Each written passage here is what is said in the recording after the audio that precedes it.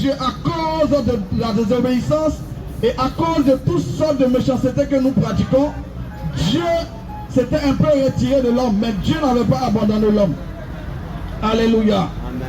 Et la preuve qu'il ne nous a pas abandonné, il nous donne son fils. Écoute-moi, je vais te dire quelque chose.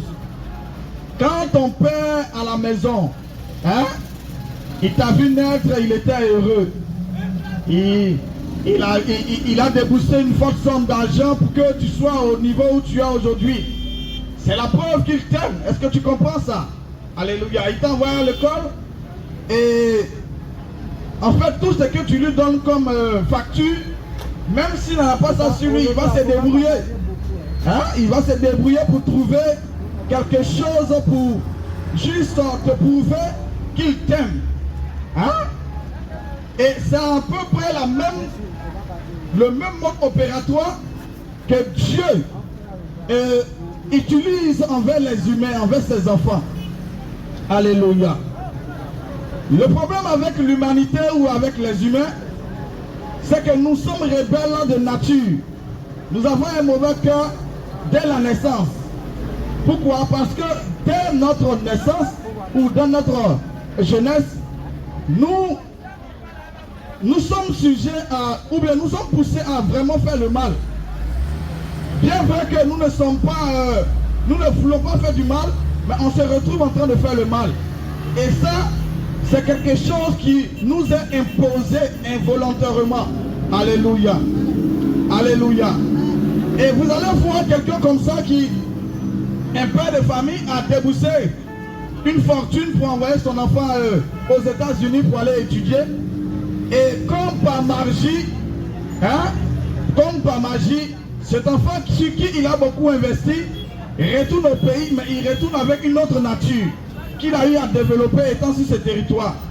Et il vient, lui qui était parti de la Côte d'Ivoire étant homme, il revient et il devient femme. Et son père qui a investi beaucoup d'argent en lui ne comprend pas ce changement brusque qui arrive à son enfant. Alléluia. Voyez la détresse de ce père-là. Voyez la colère que ce père-là peut ressentir. Est-ce que vous comprenez ce que je dis? Alléluia. Amen. Comment quelqu'un que j'ai vu naître étant garçon se retrouve en train de, à 25 ans, 26 ans, devenir femme?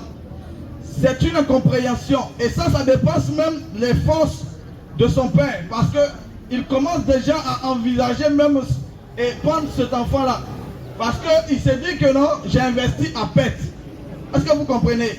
En d'autres termes, ce que je vais t'expliquer, c'est que lorsque un père se concentre sur, comment je vais dire, l'éducation de son enfant, le résultat qu'il attend, c'est un résultat satisfaisant. On n'investit pas dans la vie d'un homme afin de récolter le néant. Lorsque on investit dans la vie d'une personne, c'est pour atteindre des résultats satisfaisants. Est-ce que tu comprends? Mais le problème avec l'humain, c'est que malgré l'investissement de Dieu dans nos vies, nous sommes toujours tentés de vouloir nous éloigner, de vouloir nous détourner de Dieu. Pourquoi? Parce que nos cœurs sont mauvais. Ah oui, je t'ai dit que ce que j'allais te dire, j'allais te fâcher un peu. Mais il fallait que je te dise la vérité. Alléluia. Donne-moi une amen si tu n'es pas fâché. Amen. Hein? Amen. Nos cœurs sont mauvais. Et la preuve que nous avons mauvais cœur, c'est que malgré que Dieu nous dit, voici de telle manière que vous devez marcher pour me plaire. On dit non, nous ne voulons pas marcher comme tu veux, mais nous voulons, selon nos propres pensées, nous voulons être libres, nous voulons marcher comme nous pensons, comme nous voulons et comme nous souhaitons. Et c'est comme ça que, en voulant marcher comme on veut, on se retrouve en train de nous éloigner petit à petit de Dieu. Alléluia. Alors pour résoudre ce problème d'égarement, si je peux dire ça comme ça, Dieu dans son amour, il ne nous tue pas. Il ne nous tue pas. Regardez, malgré le mal que tu fais chaque jour, malgré les injures que tu lances toujours sur tes propres parents à la maison, malgré la méchanceté de ton cœur, regarde, tu es encore en vie. Les sorciers ont mangé les gens de ta famille qui étaient mieux que toi. Et ou qui faisaient mieux que toi, ils sont morts. Mais toi, malgré ta méchanceté, tu es encore en vie.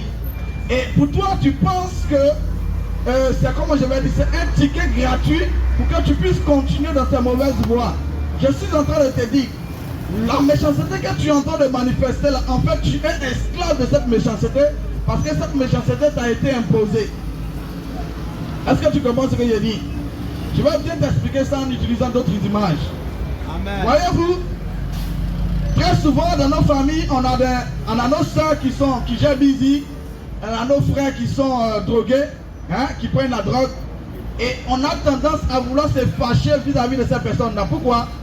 Parce que normalement, quand on les a vus naître, on espérait que ces gens-là allaient devenir quelque chose de merveilleux. C'est la vérité. Quelque chose d'important. Mais lorsqu'on évolue, on voit que ces gens en qui on avait mis un certain espoir se retrouvent en train de faire des choses qui dénaturent même la vie humaine. Est-ce que vous comprenez? Amen. Et automatiquement, il y a la frustration, il y a la colère, et il y a un certain rejet. Même si on ne le dit pas, vous allez voir que les membres de cette famille vont commencer à s'éloigner petit à petit de ce frère-là ou de sa soeur-là. Parce qu'en d'autres termes, ils expriment ainsi leur mécontentement vis-à-vis de ce frère et vis-à-vis de ses soeurs. Alléluia. Amen. Mais ce que vous ne savez pas, on ne naît pas prostitué, on ne naît pas délinquant, on ne naît pas aventurier, on ne naît pas voleur. Alléluia. Là, je vais interpeller les familles. Écoutez-moi très bien. Et vraiment, prêtez attention à ce que je dis. Parce que si on ne parle pas comme ça, il n'y aura pas de salut pour quelqu'un. Et lorsque tu vois ta soeur en train de faire des choses obscènes, tu as tendance à la mépriser parce que toi-même, tu ne te retrouves pas dans ces choses-là. Mais ce que je vais te dire, c'est que quoi? Cette soeur que tu vois aujourd'hui en train de gérer busy, ou ce frère que tu vois aujourd'hui en train de prendre la drogue, il n'est pas né drogué. Elle n'est pas née prostituée. Alléluia. Amen. Elle est devenue prostituée ou il est devenu gérant de busy. Amen. Est-ce que je peux te parler? Amen. Et pourquoi il est devenu gérant de busy? Pourquoi est-ce que cette vie-là est tombée sur elle, ou bien ce mode de vie-là est tombé sur cette personne-là? Je vais t'expliquer quelque chose. Tu sais, quand tu vas à l'école, on t'explique que 1 plus 1 ça fait 2. Tu assimiles ça et tu grandis avec. Ça devient pour toi une loi. Ça devient pour toi une vérité. Mais il y a une vérité que tu ne connais pas, que l'école ne peut pas t'enseigner.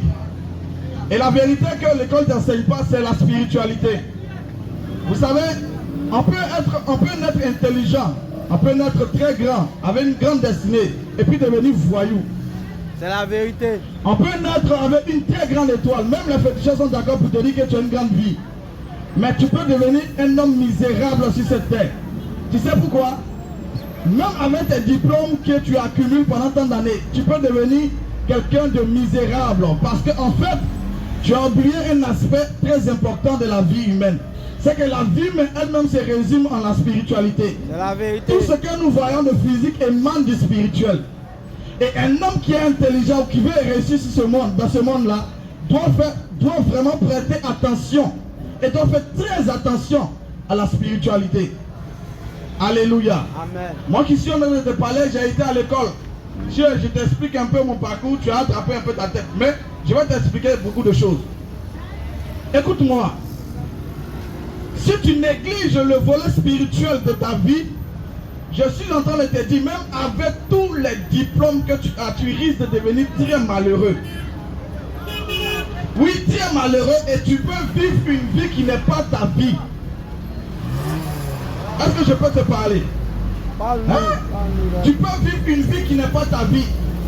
Juste parce que ta vie n'est pas conforme à la volonté de Dieu. Ce que Dieu veut pour nous, c'est le bonheur, c'est la paix. Mais est-ce que toi, tu cherches à te conformer à la volonté de Dieu?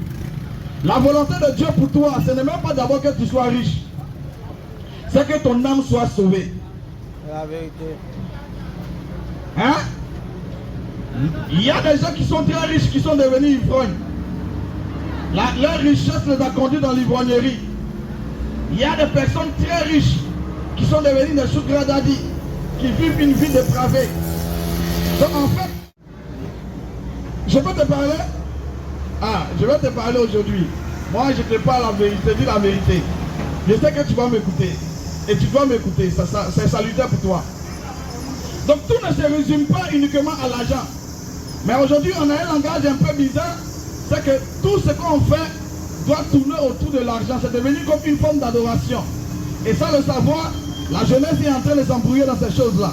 Bien aimé, une vie que tu vis éloignée de Dieu, ce n'est pas une vie, tu es déjà mort. En fait, tu attends juste le jour pour tomber, c'est tout. Sinon, tu es déjà mort. Pourquoi tu es déjà mort? Parce qu'en dehors de Dieu, il n'y a aucune vie. En d'autres termes, en dehors de la volonté de Dieu pour toi, il n'y a aucune vie. Et la volonté de Dieu pour toi, mon frère et ma soeur, toi qui es en train de m'écouter, jeunes gens, je suis jeune et je te parle, il faut que tu écoutes. Ce que je suis en train de te dire, c'est bénéfique pour toi. Hein? Je n'ai pas 45 ans, je suis en train de te parler, il faut écouter, parce que ce que je dis, c'est salutaire pour toi. Alléluia. Et voici, ce que je suis en train de te dire, c'est quoi? C'est que tout ce que tu peux faire, ou tout ce que tu dois faire, tu dois te rassurer que ce que tu fais cadre avec la volonté de Dieu pour toi. Et la volonté de Dieu pour toi, c'est quoi? C'est que toi, ton âme, là, d'abord, premièrement, soit sauvée. Est-ce que tu comprends ce que je dis? C'est que toi, tu parviennes au salut. Mais comment parvenir au salut? C'est ce que j'étais en train d'expliquer ici dans le livre de Jean 3,16. Car Dieu a tant aimé le monde qu'il a donné son Fils unique, afin que quiconque croit en lui ne périsse point. Écoute, Jésus, ce n'est pas un slogan, ou bien Jésus n'est pas une formule magique. C'est pas quand tu seras en train d'être poursuivi par la sorcellerie de ton son, tu as crié Jésus et puis ça va marcher. Non, ce n'est pas gris-gris. Hein? Ce n'est pas comme ça fonctionne. Si tu ne lui appartiens pas, véritablement, je te dis la vérité, même si tu veux pas crier de toutes tes forces, ils vont te manger. Alléluia. Ah, donne-moi un amen, je vais te parler.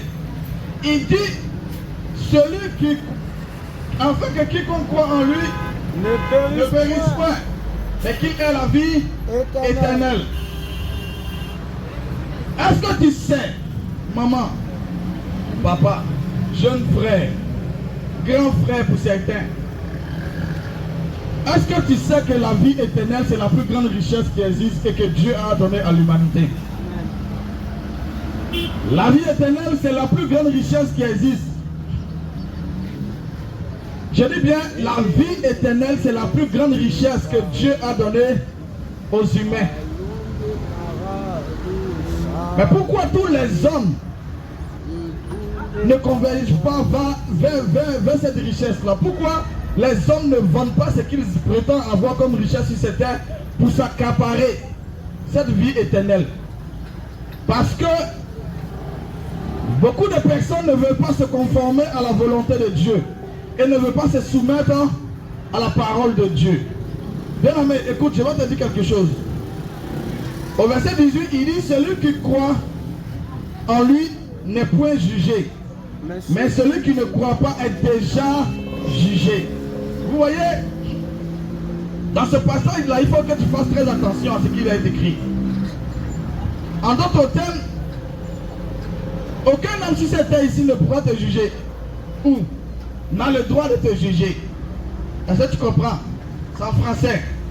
Mais ce qu'il dit ici, c'est que celui qui croit en lui ne sera pas jugé. Le jugement dont il parle ici, ce n'est pas on a parlé mal de moi, on ne veut pas que je réussisse. Non, ce n'est pas ce jugement-là. Ce jugement dont il parle ici, ce n'est pas quand on te dit de sortir du bourbier dans lequel tu es. Non, ce n'est pas ce jugement-là. Parce qu'aujourd'hui, les hommes, lorsque tu veux les conseiller ou tu veux les aider, automatiquement ils sortent une forme magique là pour dire ne me juge pas. Ce n'est pas de ce jugement que je te parle. Le jugement dont tu parles ici, c'est un jugement éternel. Est-ce que tu comprends? Il dit celui qui croit en lui ne sera point jugé. En d'autres termes, il est en train de dire que celui qui croit en Jésus ne mourra pas. Alléluia. Celui qui croit en Jésus ne mourra pas. Alors quelqu'un va interpréter ce passage pour dire que non, mais pourquoi alors les chrétiens meurent? Alléluia. Amen. Pourquoi les chrétiens meurent? Pourquoi nos parents... Amen. Amen. Tu vois ce corps dans lequel tu es aujourd'hui fier d'être. Hein, ce corps que tu entretiens chaque jour. Tu payes les parfums de 25 000, tu entretiens ça juste parce que voilà, tu veux faire bonne impression. Tu vois ce corps-là, c'est un corps inutile. Je vais te dire la vérité. Ça va te faire mal, mais je vais te dire la vérité. Ce corps-là est tellement inutile que lorsque tu tombes malade, ton propre agent n'est même pas capable de résoudre ce problème-là. Tu vois comment il est inutile? Hein? Ce corps que tu laves, que tu entretiens chaque jour, tu mets comment on appelle ça? Hein, les make-up, hein, pour te rendre joli. Et aujourd'hui même, les gens développent les fesses. Vous voyez ce corps-là? Ce corps-là, il est tellement inutile que lorsque tu seras couché à l'hôpital, ton propre agent ne pourra rien faire pour toi. Et ce corps-là va te conduire tout droit à la mort. Parce qu'en fait, tu vas investir à perte en investissant dans ce corps-là. Alléluia. Est-ce que je suis en train de dire qu'il ne faut pas te laver? Parce que quelqu'un va interpréter ça pour dire, ah donc si c'est inutile, ça qu'on ne va pas se laver. Pardon, il faut écouter mon français. Alléluia. Je suis en train de te dire que quoi? Le corps que nous avons aujourd'hui n'entrera pas au ciel. Ce corps que tu as aujourd'hui, que tu chéris tant, n'entrera pas au ciel. Parce que ce qui est terrestre ne rentre pas au ciel. Ce corps nous a été donné pour que nous puissions vivre dans ce monde. Est-ce que tu comprends? Mais au-delà de cette enveloppe que tu vois, il y a un être, ton véritable toi, c'est ce qui est à l'intérieur. Et l'être qui est en toi là, doit se nourrir. Hein? L'être qui est en toi là, doit se nourrir de la parole de Dieu. En fait, l'être qui est en toi là, doit vivre par la parole de Dieu. Alléluia. Et c'est Jésus-Christ de Nazareth qui fera vivre cet être, ce qu'on appelle ton âme.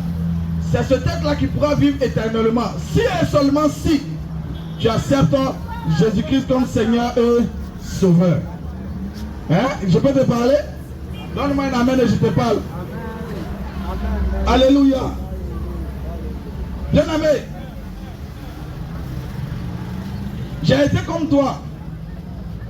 J'ai été comme toi il y a 14 ans en arrière, j'étais comme toi. J'étais un incrédule notoire. Enfin, moi-même j'avais, si on pouvait décerner un diplôme spécial aux incrédules, je crois que je serais major de ma promo. Est-ce que tu comprends? J'ai été dans cette position là où on te parle et puis tu fais comme si tu n'entends pas. J'ai été même pire. Hein? J'ai été aussi philosophe et discuteur de tout et de rien en même temps. Mais écoutez-moi très bien. Ce qui me plaît avec Dieu, c'est que il peut te laisser, tu peux bavarder sur tout. Tu peux perdre ton temps à discuter de tout et de rien. Tu peux en fait te convaincre à toi-même que la vie que tu mènes, c'est une vie agréable, c'est une vie authentique. Mais un jour, je dis bien un jour, tu feras face à une certaine réalité, à une certaine difficulté de ta vie, que même tes parents ne pourront pas résoudre ça. Tes connaissances qui t'acclamaient ne pourront pas résoudre ça. Tes amis qui t'encourageaient à dépenser ton argent bêtement ne pourront pas résoudre ça. Tu seras confronté à quelque chose qui te dépasse les membres de ta famille, qui dépasse même ton autre qui est plus élevé dans la famille. Lorsque tu seras confronté à cette réalité et à cette vérité-là, c'est ce jour que tu vas commencer à réfléchir sérieusement sur ta vie. Aujourd'hui, on nous dit, on se convainc à nous-mêmes que non, on est encore jeune, on va le faire. Hein, arriver devant là-bas, ça va aller. Mais regardez et prenez un peu les statistiques. Ceux qui meurent aujourd'hui, ce sont les jeunes. C'est même pas sûr qu'aujourd'hui un jeune peut arriver à 35 ans. S'il arrive à 35 ans, c'est que Dieu est avec lui. Alléluia. Bien-aimé, je vais te dire quelque chose. Permets-moi de te parler. Aujourd'hui, je suis sorti, c'est pour toi. Hein? D'habitude, je passe ici et je ne te parle pas, mais aujourd'hui, je te parler. Pendant que tu es encore en vie là, pendant que tu respires encore l'air, pendant que tu es en bonne santé, moi-même je te demande pardon. Fais un effort. Mets un peu ton orgueil de côté. Hein? Mets un peu ton orgueil de côté. Mets un peu ta fierté de côté. Et commence à réfléchir sérieusement sur ta vie. Profondément sur ton existence. Commence véritablement à te poser de bonnes questions. Quand tu seras en train de réfléchir profondément sur ta vie, tu sauras que en fait, tout le temps que tu as passé là, tu étais en train de vivre une vie qui n'est pas ta vie. Alléluia. Moi qui vous parle là, j'ai fait aussi le monde. Parce que je ne suis pas tombé du ciel. Parce que beaucoup vont penser que quand on est en train de parler comme ça, c'est qu'on est tombé du ciel. Non, c'est parce qu'il y a eu transformation. Alléluia. Mais cette transformation-là est venue comment? Cette transformation-là a commencé lorsque j'ai commencé à me poser de bonnes questions. Pourquoi est-ce que ce que je fais comme les autres, pour moi n'aboutit pas et les autres ça évolue? Pourquoi pour eux ça évolue et pour moi là, c'est toujours bizarre? Si tu n'es pas encore arrivé à ce stade de ta vie, c'est que vraiment tu n'es pas encore prêt à une transformation. La transformation vient quand on commence à prendre conscience vraiment que ce qu'on est en train de vivre n'est pas normal. En fait, il y a une prise de conscience que ce que je suis en train de vivre là, c'est pas ma vie. Parce que rien n'évolue, je ne comprends rien et je suis comme dans un cercle. Hein, un cercle vicieux, je suis en train de me perdre moi-même. C'est pas ma vie. Alléluia. Et quand tu commences à te poser de telles questions, ne cherche pas vers les humains parce que les humains ne pourront rien te dire. Hein? Les humains ne pourront rien te dire. Tourne ton regard vers celui-là qui t'a envoyé dans ce monde-là. Hein? Tourne ton regard vers celui-là qui t'a envoyé dans ce monde. Et il est la seule personne qui te dira avec exactitude pourquoi il t'a envoyé dans ce monde. Gloire à Jésus. Ah, donne-moi un amen, je vais te parler. Amen. Ah oui, je dois te parler. Donne-moi un amen, je te parle. Quiconque croit en lui ne périra jamais. Hein? Quiconque croit en ce Jésus dont je suis en train de parler là, il ne périra jamais. Ce qui veut dire qu'il ne connaîtra pas la seconde mort.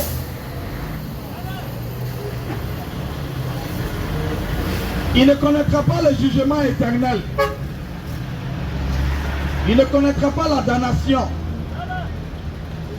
Je vais t'expliquer en français ivoirien. En fait, il ne connaîtra pas l'enfer. C'est ce que ça veut dire. Ça, c'est en français ivoirien. Donc, croire en Jésus n'est pas seulement... Ce n'est pas un slogan, ce n'est pas une affaire de mode. C'est une affaire de vie. Hein? C'est une affaire de vie. Ce n'est pas un phénomène de mode. Comment un jeune qui a toute sa tête sur lui comme ça peut se mettre dans la rue en train de te parler? Il faudrait que tu comprennes ça. Ce n'est pas un phénomène de mode. C'est une affaire de vie.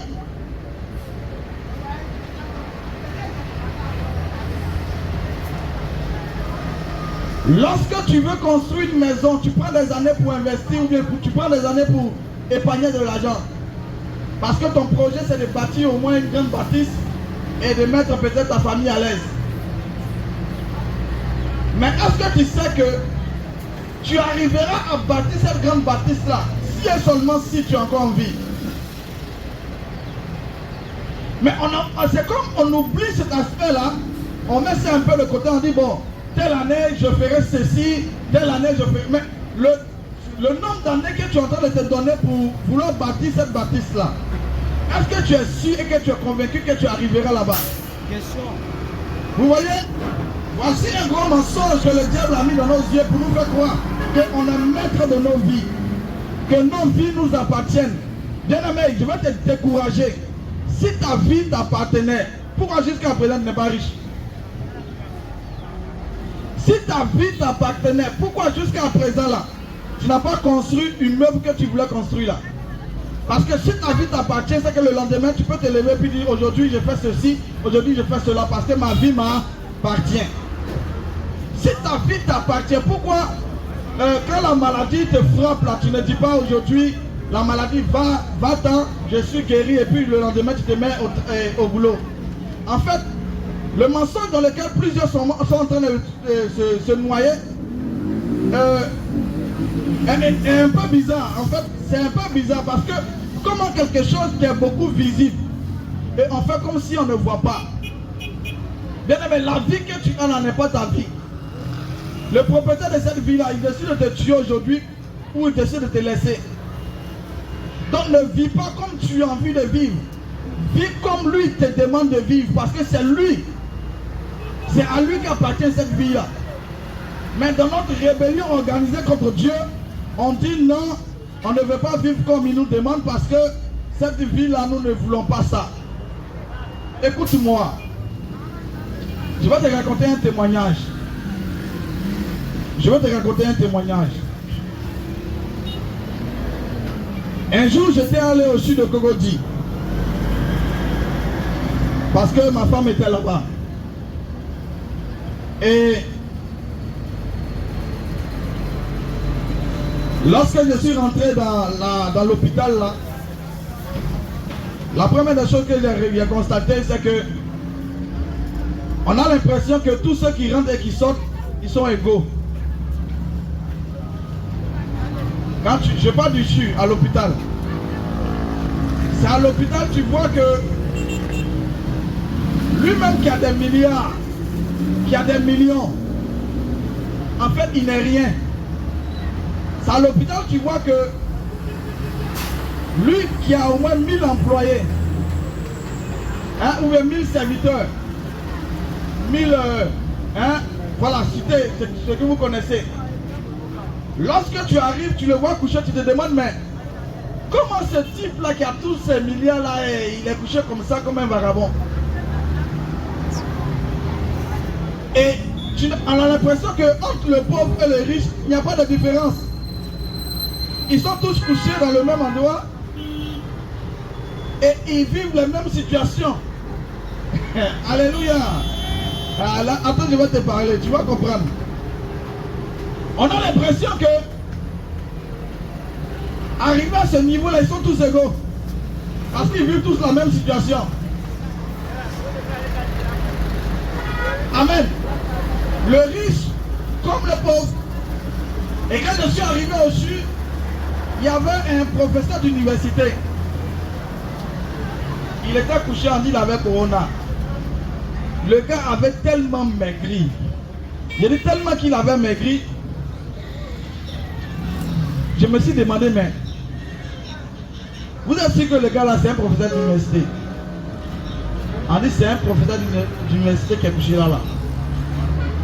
Le gars il maigrissait chaque jour. Et dans la même salle où ils ont vu le professeur d'université, il y avait un autre, il y avait plusieurs, il y avait des femmes, il y avait des hommes. Mais dans la salle là, quand on prend un peu le background de tous ceux qui étaient là, c'était le professeur d'université qui coiffait toutes les personnes dans la salle. Mais bizarrement, ils étaient dans la même salle. Alléluia. Ils étaient tous couchés dans la même salle. Avec des femmes et avec des hommes. Et tous étaient malades. Vous savez ce qui était sur les lèvres? Il y avait une seule parole. Est-ce que vous pouvez prier pour nous? Est-ce que vous pouvez prier pour nous? Hein? Tu comprends ce que je suis en train de te dire? Le problème avec l'humain, c'est qu'il attend d'abord de vivre une situation incontrôlable pour commencer à solliciter l'aide de Dieu. Le problème avec l'humain, c'est qu'il doit se trouver au bord du gouffre afin de solliciter l'aide de Dieu. Et on s'est dit que lorsqu'on sera au bord de la mort, on va se repentir et Dieu va nous accueillir dans son royaume. Bien aimé, déjà mais tu ne contrôles pas ton corps qui est en train de te conduire dans un hôpital et ça fait des mois que tu es couché là-bas. Là-bas tu ne maîtrises pas ça. Et tu te convaincs à toi-même que c'est quand tu seras au bord de la mort que tu vas demander pardon à Dieu pour tous tes péchés et Dieu va t'accueillir dans son royaume. Tu vois ce mensonge-là? C'est ce mensonge-là qui est en train d'en conduire plusieurs personnes en enfer. Bien aimé, écoute-moi, pendant que la parole est en train d'arriver vers toi, sois intelligent, ouvre ton cœur et comprends ce que je suis en train de te dire. Amen. J'ai vu des gens qui étaient couchés sur le lit d'hôpital, dans les derniers instants là, il ne peut plus parler. Mais attends, comment tu vas faire pour confesser tes péchés si tu ne peux plus parler? Parce que la Bible dit que tu confesses de ton cœur, hein? C'est là que tu seras sauvé. Mais si ta bouche ne parle pas, comment tu vas faire pour confesser? Tu peux croire dans ton cœur, mais il faut que ta bouche confesse cela devant les hommes. Vous comprenez? Ce qui veut dire que la pensée que tu as en te convainquant en toi-même pour dire quand je serai au bord de la mort, c'est là que je vais dire Seigneur, pardonne-moi tous mes péchés. C'est un gros mensonge. Je te dis la vérité. Pendant que tu es encore en bonne santé là, c'est là que tu dois saisir Jésus. Jésus-Christ de Nazareth est comme la main que Dieu tend à l'humanité. Vous savez, Jésus-Christ est comme la main que Dieu tend à l'humanité. La main que Dieu tend à l'humanité. En d'autres termes, lorsque Dieu décide de tendre la main à l'humanité, ce qu'il attend des hommes, c'est que les hommes doivent saisir cette main-là pour que lui, Dieu puisse les sauver. Bien aimé, je ne suis pas venu te parler de la richesse aujourd'hui. Je ne suis pas venu te parler des biens matériels. Beaucoup ont ça. Ils investissent même des millions. Ce n'est pas de ça que je parle aujourd'hui. Mais malgré tout ce qu'ils ont et tout ce qu'on a comme investissement, un petit sorcier peut se lever du jour au lendemain et puis il te frappe avec une maladie. Et toi, le grand investisseur, tu meurs comme un poulet. Juste parce que tu n'as pas de propriétaire. Écoute-moi, je vais terminer ici pour te dire. L'amour que Dieu manifeste envers les humains, ce n'est pas une folie. C'est un sentiment réel et profond, qui est très souvent mal interprété par ceux-là qui sont censés être sauvés par cet amour-là. Jésus-Christ n'est pas seulement, comment je vais dire, hein, celui qui, parce qu'on entend ça, celui qui donne le mariage. Mon frère, on n'a pas besoin d'être chrétien pour se marier. Parce que le mariage n'est pas chrétien, c'est divin. Hein? On n'a pas besoin d'être chrétien pour être multimillionnaire. Demandez aux frères maçons, là, ils vont vous demander, ils vont vous dire qu'ils accumulent des biens et puis des biens, voilà, ils s'en foutent de Jésus. Le Jésus de la chambre de te présenter, je suis en train de te dire, il s'agit du salut de ton âme. C'est ça la priorité et la primauté dans ta vie doit être ça. Tu dois te lever et tu dois commencer à réfléchir sérieusement sur ta vie. Où tu en es. Moi qui suis devant vous en train de vous parler. Moi aussi j'ai aligné l'ego. Hein. Ah oui, moi c'est femme qui m'entretenait. Mais frère, en dehors de ça, dans cette histoire, c'est pas une vie. C'est pas une vie. Je vous dis la vérité. C'est pas une vie. Tu peux te convaincre que ce que tu as dedans aujourd'hui là, tu as le Daichi au quartier. Mais je te convainc, je te dis la vérité, c'est pas une vie. C'est pas une vie. La preuve que c'est pas une vie, regarde, avec toutes les sommes d'argent que tu vas recevoir de ce mode de vie, lorsque tu tomberas malade, même cet argent-là ne pourra rien faire pour toi. C'est la preuve que ce que tu as dedans là, c'est pas une vie. Alléluia. Je suis en train de te dire quoi? Pendant que tu entends ma voix, ne regarde pas mon visage, ne regarde pas tous ces artifices que je suis en train de mettre. Écoute simplement ce que je te dis. En dehors de Jésus, il n'y a aucun salut. Le salut, Dieu nous l'a donné, mais par le canal de Jésus. Alléluia. La preuve en est, une prostituée dans la Bible a arrêté d'être prostituée parce que Jésus-Christ l'a aimée. Est-ce que tu comprends ce que j'ai dit? Un brigand, j'ai vu à la gare sud, ou bien c'est gare sud au plateau. J'ai vu un ancien brigand en train de prêcher Jésus. Comment tu expliques ça? Comment tu expliques qu'un homme gaillard qui a piqué les gens, et il n'a pas eu honte de le dire, il dit j'ai piqué les gens avec couteau. J'ai fumé toutes sortes de qualités de drogue. Mais malgré tout ce que j'étais, parce que quand tu le vois, il était costaud comme ça. Il avait la forme. Il dit, il y a une seule personne qui m'a desciencé. Et cette personne-là, c'est celui dont je suis en train de te parler. C'est Jésus. C'est Jésus qui a réussi à le sortir de la drogue. C'est Jésus qui a réussi à le sortir comment je vais dire, hein, du vagabondage. C'est Jésus qui a réussi à le convaincre d'abandonner le couteau qu'il prenait pour piquer les gens. Et aujourd'hui, il est devenu prédicateur de l'évangile. Vous comprenez? En d'autres termes, je suis en train de te dire que si tu veux véritablement voir les membres, tes frères et tes soeurs qui sont un peu bizarres dans la famille, mon frère, si tu veux la faire voyager dans toutes les nations, va chercher tous les médicaments que tu connais. Ton frère ne sera jamais transformé. Ta soeur n'arrêtera jamais le busy. Parce que la personne qui peut aider cette fille ou bien cet homme-là à abandonner cette vie, c'est Jésus-Christ de Nazareth. Alléluia. Amen. Permets-moi de te parler ainsi. Permets-moi de te parler ainsi. Permets-moi de te parler ainsi. Tu peux faire tout ce que tu veux. Mais il y a une seule personne qui peut te sortir du bourbier dans lequel tu es.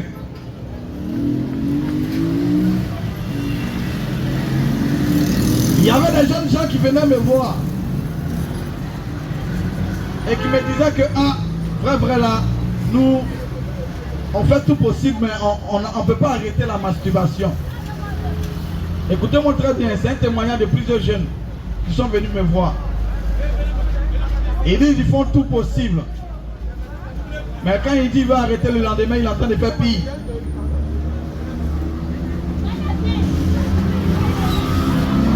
Il est en train de faire même plus grave. Oh, il a dit à la veille qu'il va arrêter. Hein. Il a dit à la veille que c'est fini, c'est mon dernier. Hein? Mais le lendemain, il est en train de faire pire. Pourquoi? Parce qu'on a tendance à dire et à se convaincre à nous-mêmes que ce qu'on fait de mauvais là, on sera capable d'arrêter ça un jour. Hein? Ce qu'on fait de mauvais là, on sera capable d'arrêter ça un jour. Je vais te dire encore, c'est un gros mensonge. Et quand ils venaient me voir, ces jeunes gens là, ils me faisaient clairement savoir que eux sont dans la masturbation, mais ça n'arrive plus. Pendant qu'ils veulent arrêter, c'est là même qu'ils se retrouvent en train de s'enfoncer encore. Il dit, si un homme pouvait sortir de lui-même du péché, Jésus-Christ sait à quoi? Là, je te pose une question que je te demande de réfléchir avec moi, Anno. Si un homme pouvait sortir du mensonge, de la drogue, hein, de l'adultère, de lui-même, Jésus-Christ sait à quoi? Vous voyez? Ce genre de questions, je suis sûr que tu ne t'es jamais posé ça. Mais je vais te poser ça aujourd'hui. En d'autres termes, je vais essayer de reformuler en français ivoirien. Si tu pouvais toi-même arrêter la vie que tu vis là, Jésus-Christ il sait à quoi?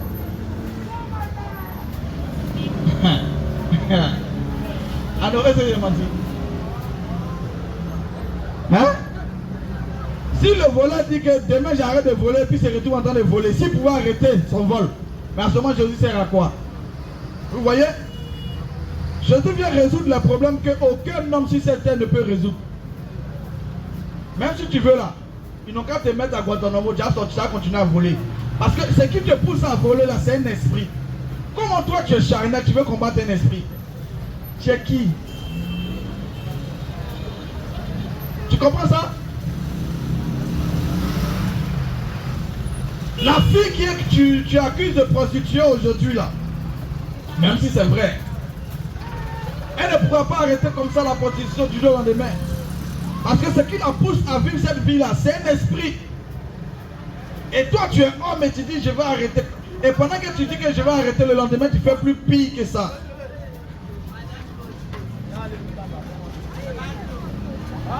Il y avait une femme dans la Bible qui était prostituée. Elle était prostituée de luxe. Elle avait beaucoup d'argent.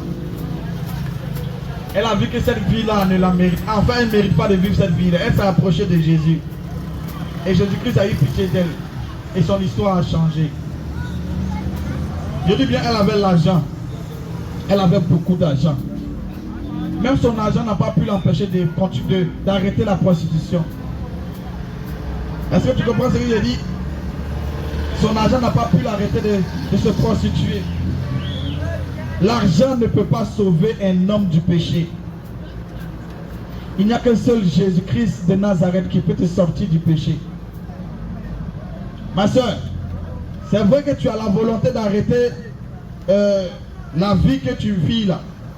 Mais la volonté seule ne suffit pas, il faut avoir le pouvoir. Là, la volonté seule ne suffit pas, il faut avoir le pouvoir. Et pour avoir ce pouvoir-là de dire non au péché, il faille que tu crois en Jésus-Christ de Nazareth. C'est lui qui est capable de te donner ce pouvoir-là, afin que tu puisses dire non au péché. Je vais terminer aujourd'hui ici pour te dire, pendant que tu es encore jeune, tu as 18 ans, 15 ans, 30 ans, tu es encore jeune, tu as encore la vie en toi. Fais très attention à toi-même. Hein? Fais très attention à toi-même. Fais très attention, jeune fille, jeune homme. Fais très attention. Parce que ce que tu vois aujourd'hui comme acquis, hein? Ce que tu as aujourd'hui comme force, comme énergie, dans 5 ans, dans 10 ans, tu n'auras plus cette force-là. Fais très attention. Il faut faire très attention. On peut être jeune et puis vivre pieusement. On peut être jeune et puis être casé. On peut être jeune et puis être intelligent. Oui, on peut être jeune et puis être directeur d'entreprise. On peut être jeune et puis réussir dans la vie. Oui, je vous dis la vérité, on peut être jeune hein, et puis vivre une vie bien réglementée. On peut être jeune. Donc, la jeunesse n'est pas une excuse pour se vautrer dans le péché, non. Est-ce que je peux te parler? Donc, si tu penses que c'est parce que tu es jeune que cela te donne le droit de vivre comme tu veux, je suis en train de te décourager. Hein? Ce n'est pas écrit sur ton front que parce que tu es jeune, tu dois vivre une vie dépravée. Non, mon frère. Non, ma soeur. Alléluia. Aucun parent n'est fier d'un enfant qui échoue dans la vie. Oui, oui, oui. Aucun parent tire satisfaction d'un enfant dans lequel il a investi beaucoup. Il ne tire aucune satisfaction dans la vie de quelqu'un qui a échoué. En fait, même il a du dégoût pour toi. Fais très attention au choix que tu fais aujourd'hui. Ça peut te créer des problèmes demain. Pendant que tu entends ma voix, je lance un appel à tous ceux et celles qui m'ont écouté. Bien aimé, on ira au ciel seul et on va comparaître devant Jésus étant seul. Même les membres de ta famille qui te découragent d'accepter Jésus, ils ne seront pas là avec toi quand tu vas comparer devant le Seigneur. Quand il va te juger en fonction de la vie qu'il t'a donnée, aucun ami qui t'a déconseillé de choisir Jésus ne sera avec toi. Tu seras seul à comparer devant lui. Et c'est ce jour-là que tu vas comprendre beaucoup de choses, mais ça sera un peu trop tard pour toi.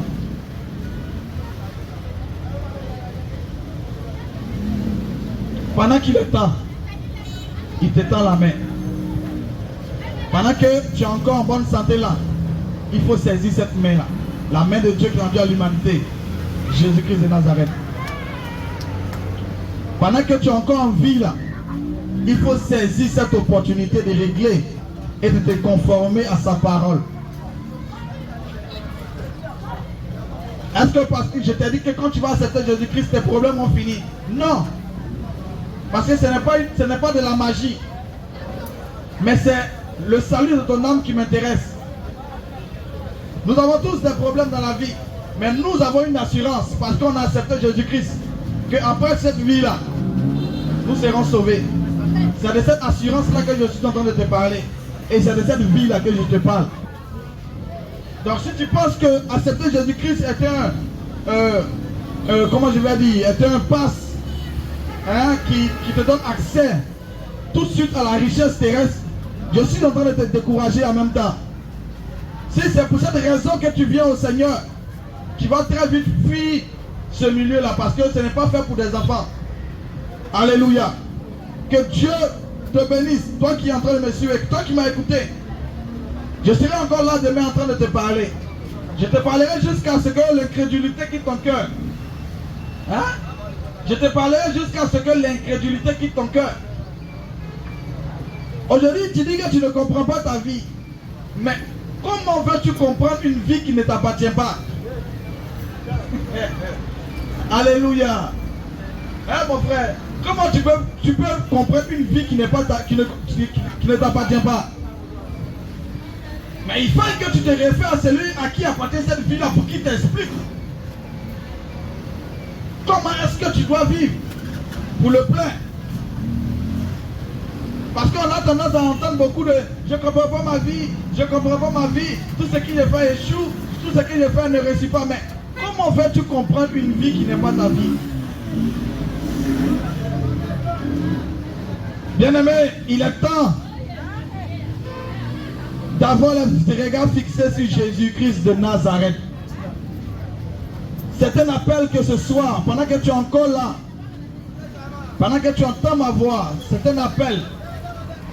C'est une convocation divine. C'est une convocation divine. Dieu t'appelle. Il t'appelle à la repentance. Il t'appelle à la réconciliation. Hein? Il t'appelle à la réconciliation. Il faut que tu te réconcilies avec Dieu. Si tu veux vivre en paix, il faut que tu te réconcilies avec Dieu. Il faut que tu te réconcilies avec Dieu. C'est obligatoire pour toute personne qui veut vivre en paix et qui veut la paix.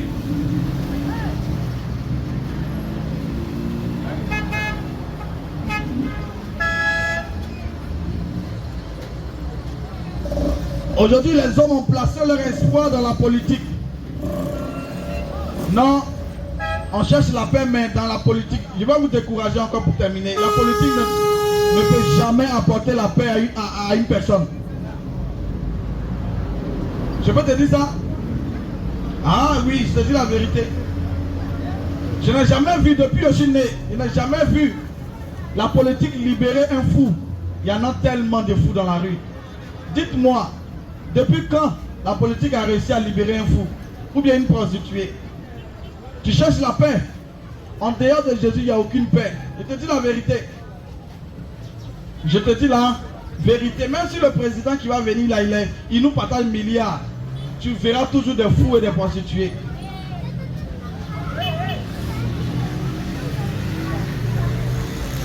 Il y a une chose que les hommes recherchent, mais qui recherchent là de la mauvaise manière. Tu veux être en paix, il faut que tu fasses la paix avec Dieu. Il faut que tu te réconcilies avec lui. Si ce n'est pas le cas, je te dis et je te décourage en même temps, tu n'auras aucune paix. Même des gens qui ont des multimilliardaires, ils sentent le vide dans leur vie, ils n'ont pas la paix. La paix ne se trouve pas avec de l'argent. Ce n'est pas à prix d'argent que nous avons cette paix-là.